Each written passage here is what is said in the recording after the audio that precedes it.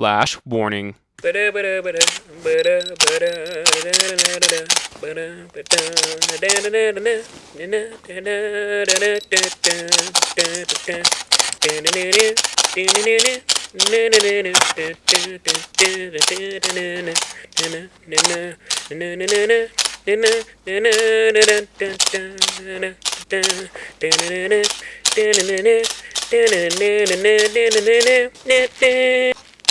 Welcome to the big leagues, kid. Join me, Nicholas Seacombe, as I step into the shoes of a photographer. This is a super cool, unique 5-part video series that nobody has ever seen before. I pour my heart out into each and every video that I make. Please subscribe to me. I'm so tired of living at my parents' house. They do not think that I can actually make it doing this, and I want so badly to prove them wrong. Please enjoy the video. Episode 1. Do the shoes even fit? Before I start the video, let me briefly explain these 3 functions. Aperture. It's a little thingy and it looks like this. It gets bigger or smaller to either let more light or less light into the camera. It's also responsible for creating depth. Increased aperture makes the background of photos look blurry. Like this. You would say that this photo has more depth. Reduced aperture looks like this. And you would also say that this photo has no depth. Next is ISO, or ISO. This is the sensor in your camera that takes in all of the light being let in. You can either make it more or less sensitive to light. So imagine that little hole sitting in front of that little sensor getting bigger and smaller to let more or less light in. So not only does turning up the ISO make your camera get brighter and brighter and brighter, you're also making your sensor more sensitive, which is now creating more distortion. As you can see in this freeze frame where it's not overexposed, how it's pixelated and blurry on the side. Basically, in short, lower ISO, less distortion, but less light.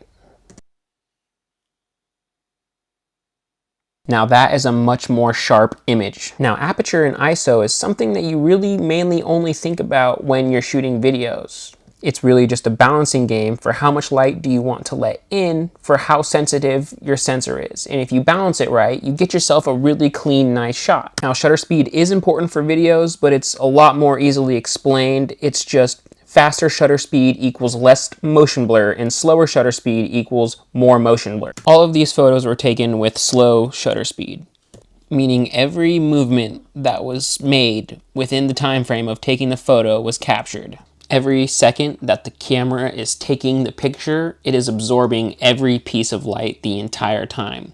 Meaning that it could be completely dark outside, just the tiniest bit of light making everything light up, and then you could take a picture for 8 seconds and get something that looks like daytime, just like that.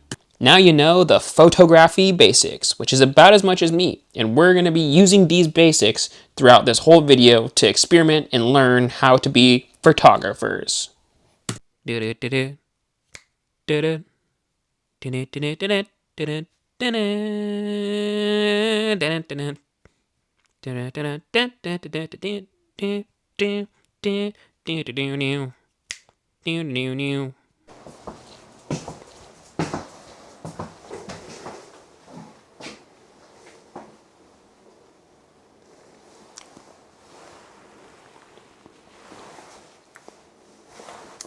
Hi.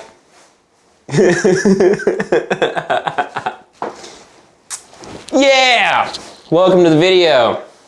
This is gonna be a great video. Today I'm a photographer! Did I just lose all my aura? Okay, no, for real though. Today and this next week, I'm gonna be a photographer. I was at the thrift store and I happened upon a 20 plus year old camera, right? And it is dope. It's cool. It is old school, but it is also a straight heavy DSLR sick camera. My YouTube channel being what it is, starting out with going over a whole year of content and uploads and long form videos with just an iPhone, you know, taking the step up into cameras was a really big deal for me. You know, I did not want to be the guy that cried about needing a camera in order to make videos. I wanted to prove that you don't need a camera to make videos. So for a whole year, I didn't use a camera. I just used my iPhone, an old iPhone 12, and that was my camera. And I filmed crazy videos with that. So I'm proud of myself, go me. Just recently, we made a step up. We got myself a camera. That's what I'm on right now. Probably looks pretty nice, don't you think? Now I have 2 cameras.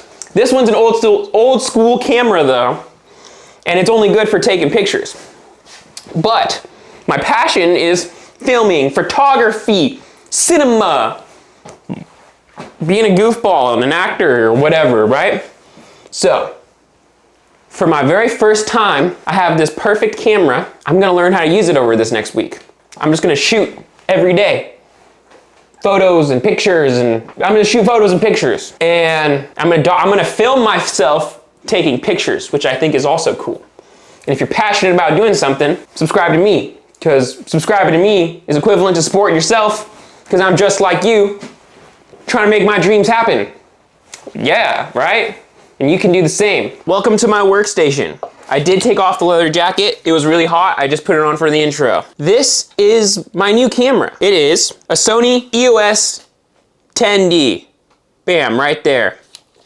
And look at this chonker lens that came with it. It came with this camera, this beautiful old school camera, right? Came with a lens filter, a dark one. Not only that, it came with a light one as well. Let's be gentle, let's be careful with this because I don't want to get a smudge on it. It came with a light one as well. Here, we'll see what that looks like. Whoa! Whoa! There you go. There's a little look-see, wow. Whoa! That's fun. So we got some lens filters. We got a couple of these old school USB, they're called compact flashes. And I'm pretty sure that's what they're all called. Basically a flash card just like this, what you're used to seeing. Here, hold on. Come on, you little turd. Focus in on that. There you go. It's basically a flash card just like this.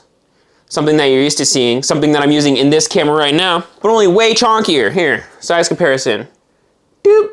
You can tell that thing's thick. It's a thick thingy. So it came with all the tools that I need to start shooting. The only thing is I had to order an adapter for my computer and blah, blah, blah, blah, right? I got all the stuff now. I got everything I need. It came with the battery, it came with the charger. Now stop rambling, get on to the point. So in total, what I spent on a setup like this was I spent 40 bucks for everything, right? Which is kind of a deal because I got it at the thrift store, right? So I spent 40 bucks on the camera and the lens and all the stuff that came with it, right? And then I had to order the reader for like 18 bucks.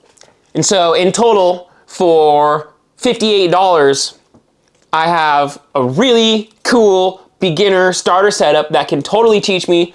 I can learn so much from this. And so if you want to shoot photography or whatever, you can for like cheap if you want to.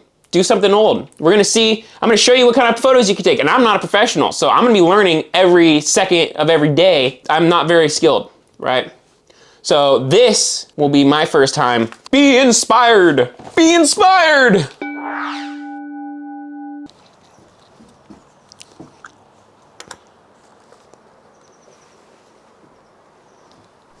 Dun dun dun dun dun dun dun dun dun dun dun dun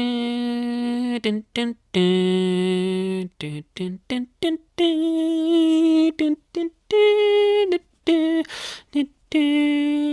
dun dun dun dun. Okay, so it's different when you're shooting pictures because you want to change your shutter speed instead of your ISO more. I'm noticing, like, at first I was getting really dark shots, and because I filmed videos, I immediately thought, oh, I gotta turn up the ISO. I already have my aperture all the way open.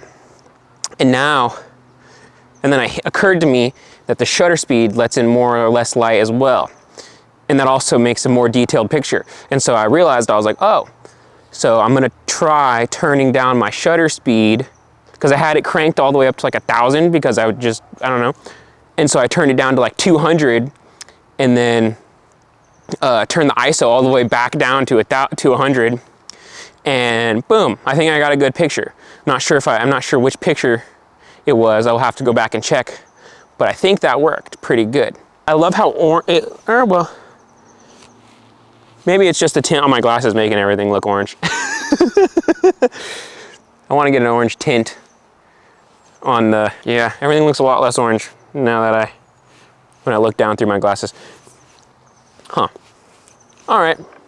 Okay, I see this really cool shot right through this gap in the trees. And it's probably gonna be complicated because it's centered right on the sun and it's dark all around it. So I'm gonna try and get a shot of that, just kind of the wide angle of it. We're gonna see how I can get that to look.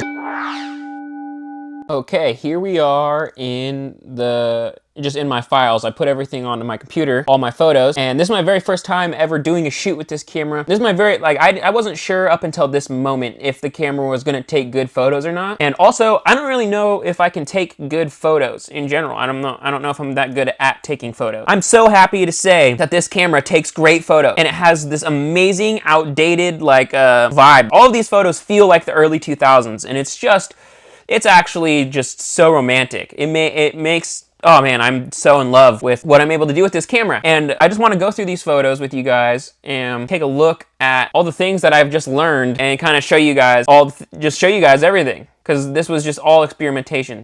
Something that I was having trouble with was getting a picture of the bright world and then also getting good detail of the surrounding things, right? Like in this photo, you could see that tree pretty well, like in real life.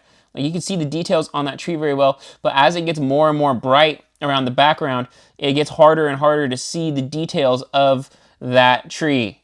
And so I've been trying to the perfect amount of brightness in the background and be able to see the details of the tree, which I don't really know how to do yet. This one I definitely had my ISO a lot more down, and it definitely made for a much smoother picture. But a lot of the color details are gone, but it still looks really good. This was after I came down from the deck, and you can tell right here, started shooting. This is when I was shooting these, you saw me shooting this. And when I came down from the deck, I took the first 2 pictures, and I was like, oh, it's dark. Like, what the hell? Like, my camera's broken. And then I realized I had all my settings for shooting this super bright shot right here. And so when I came down here, my very first shot was still set to those settings, and it was literally black because I think my ISO, my ISO was all the way down to 100. My aperture was pretty far closed, and I had reasonable shutter speed. I think my shutter speed was probably like 300. So yeah, these were just black. And then I realized, I was like, oh wait. So then I cranked up the ISO, opened up the aperture all the way, and I think lowered the shutter speed even too. And then boom, clear shot. And I was like, oh, okay, that's way better. My camera's not broken, thank God. And then you can tell, like, see how it's more focused on like here, or well, see how you can see these like pretty decently? I was having fun focusing on different parts. Like now I'm focused here, and before I was focused here. I was having fun focusing on different parts of the leaves, trying to see like what would look like more of a professional shot. I was trying to include a little bit of a fence here to try and, I don't know, make more of an aesthetic. This one I kind of thought about. This is when I was trying to get that shot in the trees, and I never really got it worked out.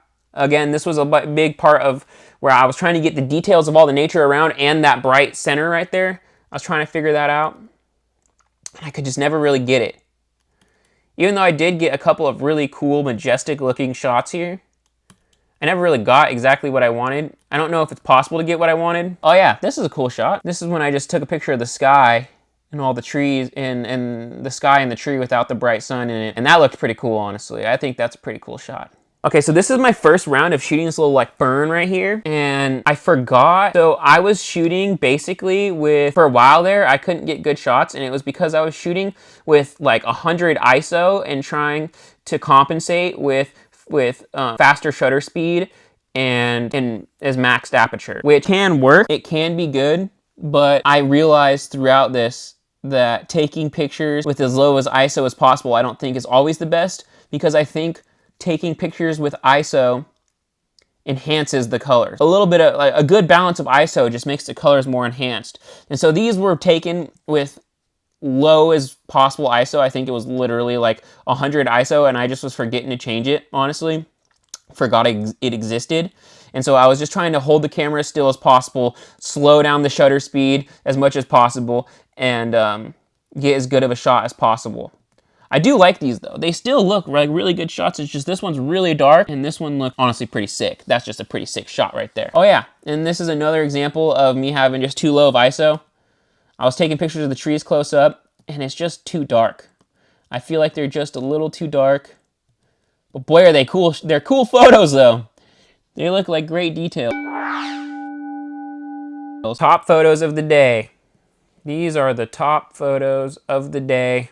Photo number 1, photo number 2, photo number 3, photo number 4, photo number 5, photo number 6, photo number 7, photo number 8, photo number 9, photo number 10, photo number 11, photo number 12, photo number 13, photo number 14, photo number 15, photo number 16, photo number 17, and photo number 18. Those are all the top photos of the day. This is day 1, my first time ever shooting ever in my whole entire life. Tell me what you guys think. What's your favorite photo of day 1? Leave it in the comments.